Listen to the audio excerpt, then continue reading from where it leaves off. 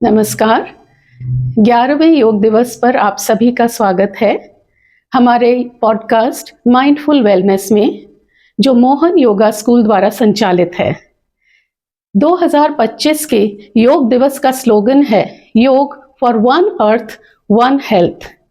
इसी विचार को आगे बढ़ाते हुए आज मेरे साथ स्टूडियो में मौजूद हैं doctor Neeraj Jain ji, who is a senior gastroenterologist based in Delhi, और साथ ही में योगा गुरु डॉक्टर मोहन कार्की जी, जो द योगा गुरु इंस्टीट्यूट के फाउंडर एंड डायरेक्टर हैं, जो कि पिछले 20 साल से इसी क्षेत्र में हमारी सेहत के लिए काम कर रहे हैं। तो to begin with doctor Karki ji, आपसे मैं पूछना चाहूँगी कि योग में आहार के लिए क्या बताया गया है? योग साधना सामान्य जन जब देखते हैं तो एक्सरसाइज के रूप में ही देखते हैं, लेकिन योग में आहार के ऊपर, आचार विचार व्यवहार वाणी के ऊपर बहुत डिटेल डेलिब्रेशन मिलते हैं। भगवद गीता में आहार के संदर्भ में चर्चा करते हुए सात्विक, तामसिक और राजसिक 3 प्रकार के आहार के बारे में चर्चा है। सात्विक आहार योगी के लिए उपयोगी और हितकारी बताया गया, जिस आहार को हम नेचुरल फॉर्म में भी ग्रहण कर सकते हैं, जिसको पचाने के लिए बहुत ज़्यादा केमिकल प्रोसेस का रिक्वायरमेंट ना होता हो, जो सहजता से पचता हो, और जो बचे हुए जो भी पचने के बाद, रस बनने के बाद, रस, रक्त, मांस, मेद, अस्थि, मज्जा, वीर्य, ये एक तरह से सप्त धातुओं का श्रृंखला चलता है, और उस प्रोसेस के बाद जो बचा हुआ वेस्टेज है वो शरीर से सहजता से बाहर निकल सके, इस तरह के आहार को लेने के लिए योगी के लिए उपयोगी या हितकारी बताया गया या रिकमेंड किया गया। दूसरी ओर हठ योग साधना के ग्रंथों में भी आहार के ऊपर चर्चा है। मिताहार शब्द प्रयोग किया गया। हठ योग प्रदीपिका के अंदर एक श्लोक है, स्निग्ध मधुराहारस चतुर्थम स विवर्जिता उज्जते शिव संप्रीत्ते मिताहार स उच्यते। तो आहार ऐसा हो जो प्राकृतिक रूप से एक तरह से फ्रेश हो, नेचुरल हो, साफ सुथरा हो और नेचुरल स्वाद ग्रहण करने योग्य हो। ऐसा भोजन भी हमारे जो पेट का कैपेसिटी है उसका कम से कम 1/4 खाली रखते हुए ग्रहण करें। ऐसे अन्य शास्त्रों में तो आधा पेट ही खाने के लिए भी बताया गया, योग के घृण संहिता जैसे शास्त्रों में, अर्थात पेट भर करके नहीं खाना है। इतना ही नहीं, इसके साथ साथ भोजन पहले दूसरों को अर्पण करने के बाद, ईश्वर को अर्पण करने के बाद फिर भोजन करें तो फिर पूर्ण रूप से मिताहार होगा, शरीर के लिए, मन के लिए, चित्त चेतना के लिए हितकारी होगा। इस तरह से आहार के बारे में योग के शास्त्रों में वर्णन मिलता है। बहुत अच्छे से आपने समझाया गुरुजी। डॉक्टर साहब, आपसे मैं पूछना चाहूँगी कि भोजन की तो हम इतनी बात कर रहे हैं, किंतु पानी का क्या? पानी भी तो उतना ही इम्पोर्टेंट है हमारे शरीर के लिए, क्योंकि हमारे शरीर का 70% हिस्सा शायद पानी से बना हुआ है। आप ज़्यादा अच्छे से इस बात को बता पाएंगे दर्शकों को, तो प्लीज़ बताइए कि why is water so important? बिल्कुल, आजकल चर्चा जो होती है वो अधिकतर कई किस्म की डाइट्स के ऊपर होती है कि हम हाई प्रोटीन डाइट लें, हम कार्ब फ्री डाइट लें, हम फैट फ्री डाइट लें, तो सब तरह की डाइट्स हैं। और उसके बाद लेकिन चर्चा पानी की कभी नहीं होती है। और पानी, जैसे भी आपने कहा कि विश्व में भी अधिकतर जल बना हुआ है और पृथ्वी जो है वो 25-30% ही है, और ऐसे शरीर में भी जल की मात्रा 70 से 75% होती है, और बाकी हमारा सॉलिड शरीर है। तो उस पानी का हमें विशेष ध्यान रखना है कि हम किस मात्रा में उसको उपयोग में ला रहे हैं, नहीं तो हमारा शरीर सूखा रह जाए। अधिकांश बीमारियां आजकल हम देख रहे हैं पानी की कमी से होती हैं। मैं इसको अंडर हाइड्रेशन कहता हूँ। प्रॉपर हाइड्रेशन बहुत कम लोग लेते हैं, और कई बार सिर्फ थोड़ी बहुत प्यास लगी, पानी पी लिया, और पानी भी नहीं पिया, चाय पी ली, कोल्ड ड्रिंक्स ले ली, तो वो पानी का सब्स्टिट्यूट अच्छा नहीं है। तो इसलिए पानी पानी ही होता है, और उससे अगर हम प्यास बुझाएं, उससे हम अपनी अपनी पूर्ति करें जल की, तो शरीर में संतुलन ज़्यादा अच्छा रहेगा। पानी की कमी से हम सोच भी नहीं सकते हैं कि कितनी सारी बीमारियां हो जाती हैं। खून गाढ़ा हो जाता है, रक्तचाप जो है बढ़ जाता है, खून का सर्कुलेशन कम हो जाता है, काफ़ी सारी बीमारियां, हार्ट अटैक, स्ट्रोक्स उसकी वजह से और बढ़ जाते हैं। इसलिए पानी की मात्रा का तो हमें हमेशा ध्यान रखना चाहिए कि हम कितना पानी पिएं और कैसे पिएं। कैसे पीने में ये है कि पानी कहा जाता है कि सुबह के वक्त 2-3 गिलास आप जल्दी जल्दी बैठ के पी लीजिए पानी। पानी वैसे हमेशा बैठ के पीना चाहिए, लेकिन सवेरे का पानी जल्दी पीना चाहिए, जिससे वो सारे सिस्टम को फ्लश कर दे। बाकी दिन में जो हमें पानी पीना है उसको धीरे धीरे पीना है।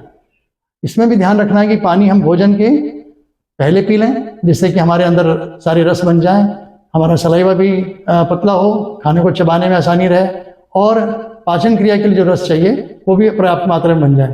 खाने के 40 मिनट के बाद फिर हम पानी पी सकते हैं। अगर हम पानी बीच में पी लेते हैं तो वो हमारे को बहुत नुकसान करता है, और ये योग में भी कहा गया है कि भोजनांते विषम वारी, भोजन के अंत में पिया गया पानी विष का काम करता है। और उसका एक बहुत ही साइंटिफिक कारण है कि हमारे पेट में जो अम्ल होता है वो खाने को गलाता है, पचाने के लिए तैयार करता है, और जितने भी कीटाणु भोजन में आ जाते हैं उनको नष्ट कर देता है।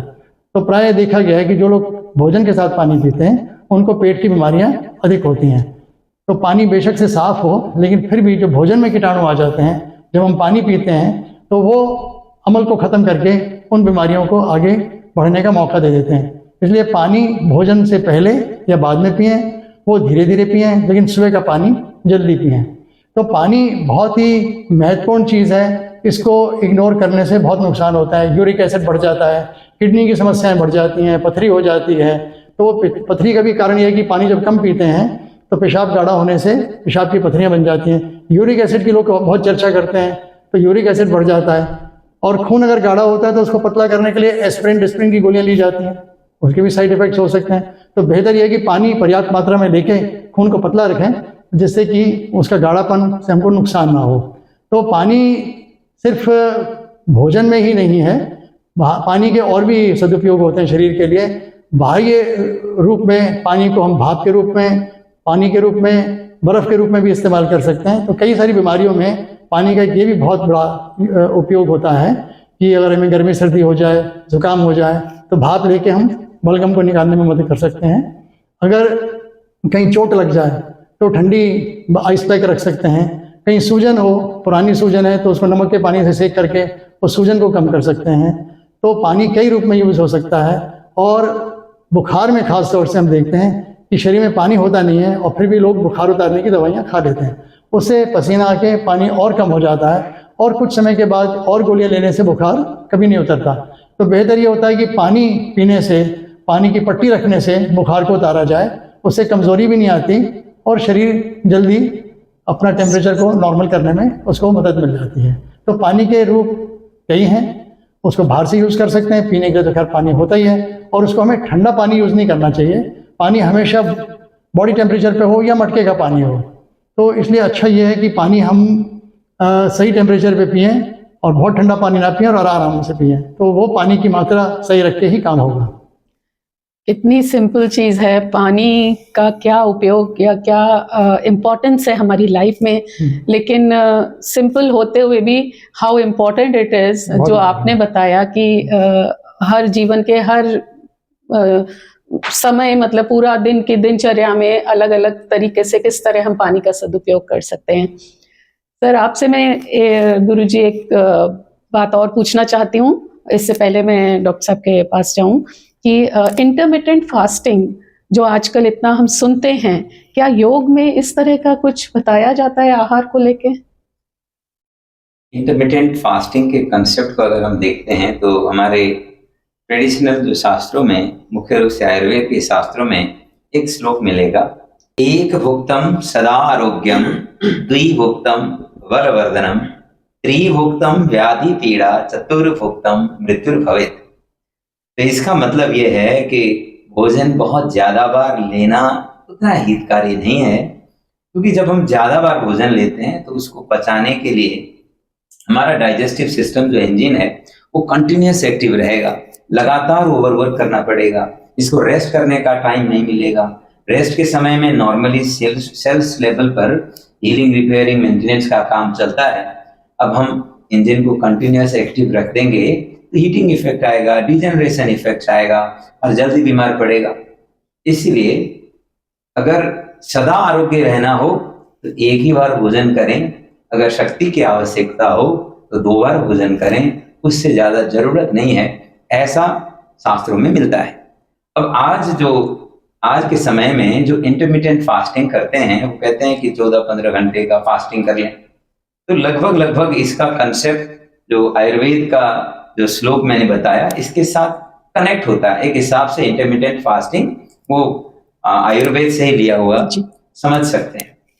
और फास्टिंग का ऐसे भी बहुत अच्छा प्रभाव है, लंघनम परमौषधि, ये भी कहा जाता है कि फास्टिंग अगर हम करते हैं तो हमारे शरीर का डाइजेशन, एब्जॉर्प्शन, एसिमिलेशन का कार्य पूरी तरह से स्मूथ हो पाता है, कंप्लीट हो पाता है। कई बार डाइजेस्टिव प्रोसेस में काम करने वाले ऑर्गन्स, चाहे वो स्टमक का इनर वॉल हो या इंटेस्टाइन का इनर वॉल हो, पैंक्रियाज हो, लिवर हो, इन सबको एक तरह से काम पूरा करने के बाद रेस्ट करने का, रिकवर करने का, रिपेयर मेंटेनेंस करने का समय मिल जाता है, इसीलिए अच्छा है। तो intermittent fasting is not bad.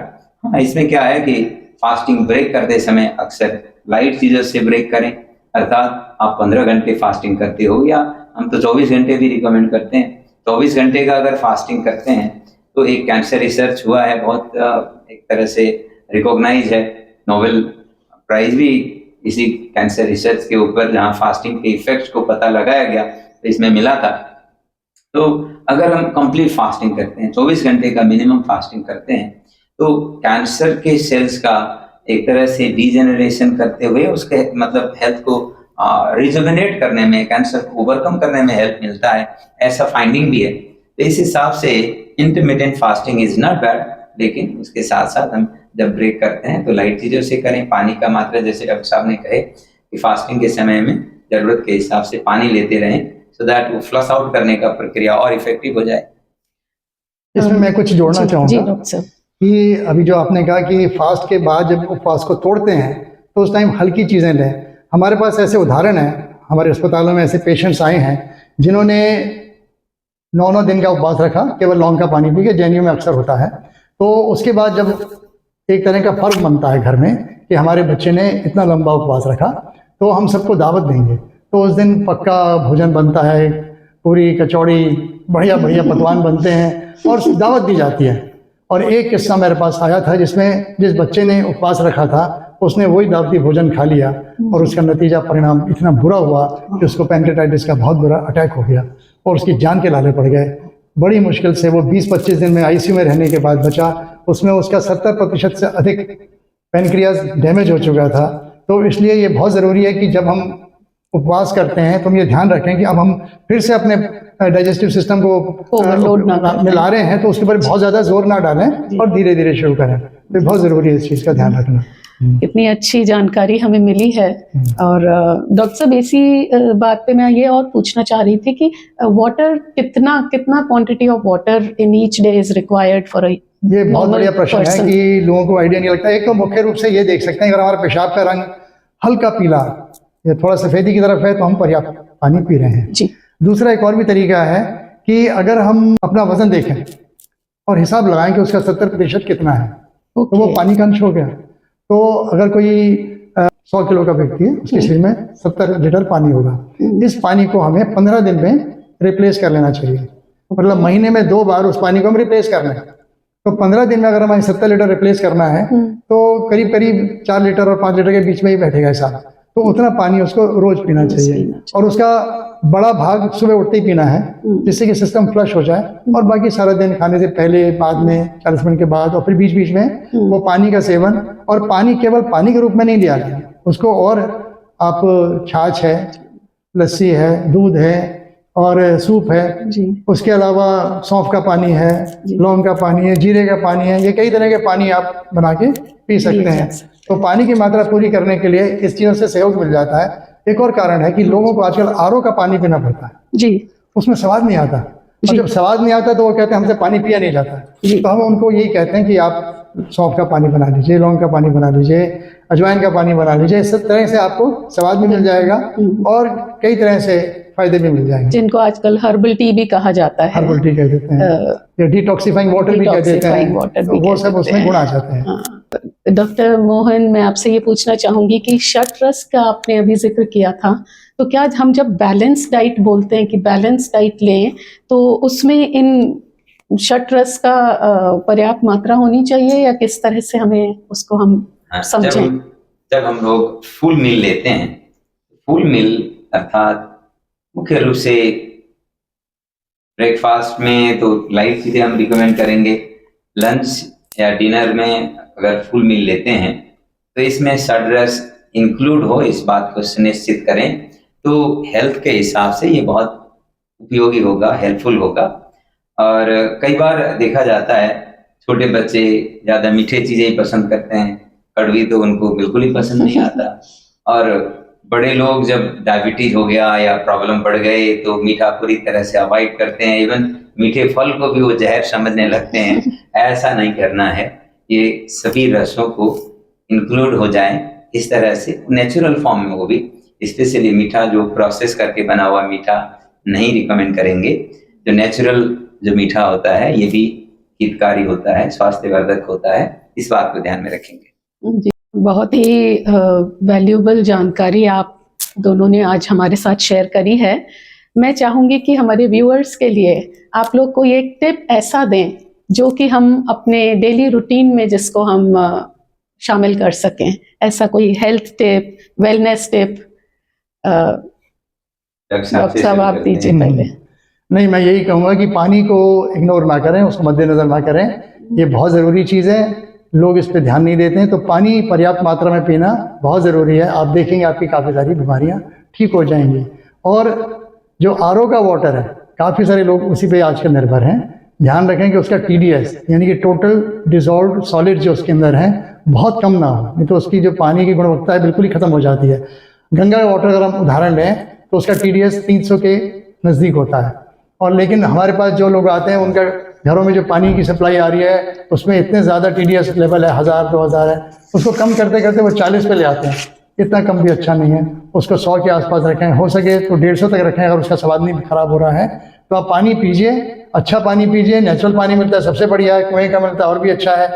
लेकिन अगर कुएँ या नदी का पानी नहीं मिल रहा है तो जो भी पानी है RO के पानी को आप यूज़ करें, तो उसका TDS थोड़ा हाई रखें और फिर उस पानी को मटके में डाल के उसकी गुणवत्ता थोड़ी सी और बढ़ा लें तो आपको लाभदायक होगा। मेरे तरफ से टिप्स यही है कि आप एवरीडे योग करें। ऐसे भी योग दिवस है आज, तो एवरीडे योग का अभ्यास चाहे आप सुबह कर लें या शाम को कर लें। कई बार लोग कहते हैं कि सुबह करने के लिए समय एडजस्ट नहीं बन पाता है, तो आप शाम को भी कर सकते हैं। बस खाना खाने के बाद कम से कम 3 घंटे का गैप मेंटेन करते हुए आप शाम को भी योग कर सकते हैं। अगर आप 1 घंटे का योग नहीं कर सकते हैं तो आधा घंटे का करें, आधा घंटे भी नहीं कर सकते हैं 20 मिनट का करें, लेकिन जरूर योग का अभ्यास कर लें। पूरे शरीर को क्रियाशील करने की ओर ध्यान को केंद्रित करें।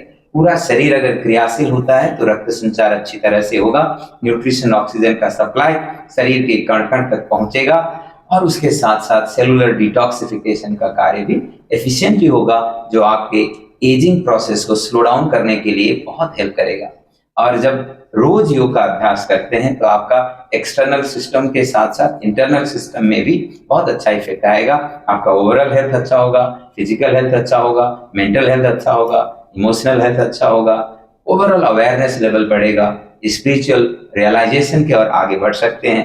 जब स्पिरिचुअल रियलाइजेशन की अवस्था आप प्राप्त करते हो तो अनंत आनंद, अखंड आनंद, अविरल आनंद के भाव में जी सकते हो। ऐसे में आप चाहे कोई भी काम करें वो फिर सहज हो जाता है, एफिशिएंट हो जाता है। आपके कर्मों के क्षेत्र में भी यह अच्छा परिणाम प्राप्त करने के लिए सहायक होगा। बस इतना ही कहते हैं कि रोज योग करें। Thank you very much sir, thank you very much doctor साहब। इतना इंसाइटफुल, इतना इंफॉर्मेटिव प्रोग्राम आज हुआ है और बहुत सारी जानकारी हमारे व्यूअर्स को मिली है। तो इतने आप बिजी शेड्यूल से आपने हमारे लिए समय निकाला, इसके लिए मैं पूरी टीम की तरफ से आपका फिर से एक बार धन्यवाद करती हूँ। Thank you.